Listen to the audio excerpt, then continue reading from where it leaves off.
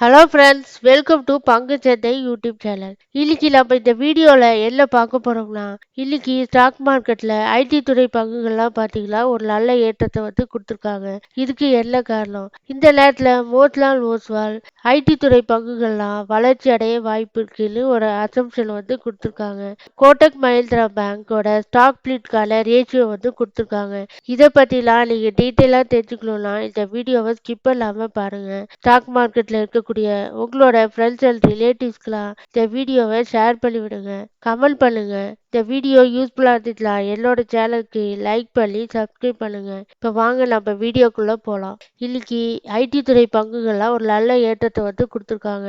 இதுக்கு என்ன காரணம்னா, அமெரிக்க ஃபெடரல் ரிசர்வ் வங்கி அவங்களோட வட்டி வீத குறைப்புக்கான ஒரு அசம்ஷன் வெளியிட்டதுனால இன்னைக்கு ஐடி துறை பங்குகள்லாம் பார்த்தீங்கன்னா ஒரு நல்ல ஏற்றம். நிப்டி ஐடி குறியீடு பார்த்தீங்கன்னா இன்னைக்கு 1.65% வரைக்கும் கெயின் ஆகி 37,492.35 வரைக்கும் உயர்ந்திருக்கு.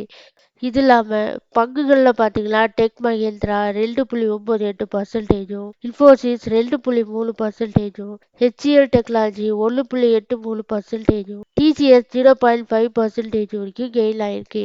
நிப்டியிலே பார்த்தீங்கன்னா ஹில்டர் குளோப் ஏவியேஷன் இந்த நிறுவனங்கள்லாம் பார்த்தீங்கன்னா நிப்டியில் அதிகமாக லாபம் ஈட்டிய நிறுவனங்களில் இடம்பெற்றிருக்காங்க. ஃபினான்சியல் இயர் 2028ஆம் ஆண்டில் ஏஐயோட வளர்ச்சி அபரிதமாக இருக்கிறதுக்கு வாய்ப்பு இருக்குன்னு மோதிலால் ஓஸ்வால் அவங்களோட கணிப்பை வெளியிட்டிருக்காங்க. ஃபினான்சியல் இயர் 2026ஆம் ஆண்டில் ஐடி துறையில் 8-9% வளர்ச்சி அடைய வாய்ப்பு இருக்குன்னு அவங்களோட அசம்ஷனை வெளியிட்டிருக்காங்க. இது இல்லாமல் இன்ஃபோசிஸ் பங்குகளுக்கும் எம்பசிஸ் பங்குகள், ஜென்சார் டெக்னாலஜி கோஆபரேட் பங்குகளுக்கெல்லாம் இந்த விலையிலேருந்து 30-40% வரைக்கும் உயரத்துக்கு வாய்ப்பு இருக்குன்னு அவங்களோட கணிப்பை வெளியிட்டிருக்காங்க. இந்த கணிப்பு ஒரு வேளை நடக்கலாம், இல்லை நடக்காமலும் போகலாம். அதனால இதை வெறும் இன்ஃபர்மேஷனாக மட்டும் நீங்கள் எடுத்துக்கோங்க. நீங்கள் இந்த ஸ்டாக்ல இன்வெஸ்ட்மெண்ட் பண்ணுறதுக்கு முன்னாடி உங்களுடைய ஃபினான்சியல் அட்வைசரையோ இல்லை ஓலாவோ நல்லா அனலைஸ் பண்ணிட்டு இன்வெஸ்ட்மெண்ட் பண்ணுங்க. கோட்டக் மஹிந்திரா பேங்கோட ஸ்டாக் ஸ்பிளிட்டுக்கான ரேஷியோ கொடுத்துருக்காங்க. 5 ரூபா ஃபேஸ் வேல்யூ உள்ள பங்கை 1 ரூபா ஃபேஸ் வேல்யூவாக மாற்ற போகிறாங்க. இதுக்கு முன்னாடி 2010 தான் இவங்களோட ஸ்பிளிட்டு வெளியிட்டிருக்காங்க. அதுக்கப்புறம் இப்போதான் வெளியிட்டிருக்காங்க. இந்த வங்கி தொடங்கப்பட்டு 40 வருஷம் ஃபினிஷ் பண்ணியிருக்காங்க.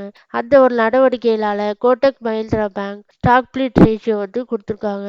ஸ்டாக் ஸ்பிளிட்டுக்கான இன்ஃபர்மேஷனை பற்றி டீட்டெயிலாக நான் ஒரு வீடியோ போட்டிருக்கேன். அந்த வீடியோ பார்க்காதவங்க டிஸ்கிரிப்ஷன் பாக்ஸில் நான் வீடியோவோட லிங்கை தரேன், பார்த்து செக் பண்ணிக்கோங்க. இந்த இன்ஃபர்மேஷன்லாம் யூஸ்ஃபுல்லாக இருந்துச்சுன்னா என்னோட சேனலுக்கு லைக் பண்ணி சப்ஸ்கிரைப் பண்ணுங்க. நீங்கள் எதாவது ஸ்டாக்ல இன்வெஸ்ட்மெண்ட் பண்ணுறதுக்கு முன்னாடி உங்களுடைய ஃபினான்சியல் அட்வைசரை கன்சல்ட் பண்ணிட்டு இன்வெஸ்ட்மெண்ட் பண்ணுங்க. ஏன்னா நான் செபி ரிஜிஸ்டர் அனலைஸ் கிடையாது. நன்றி, வணக்கம்.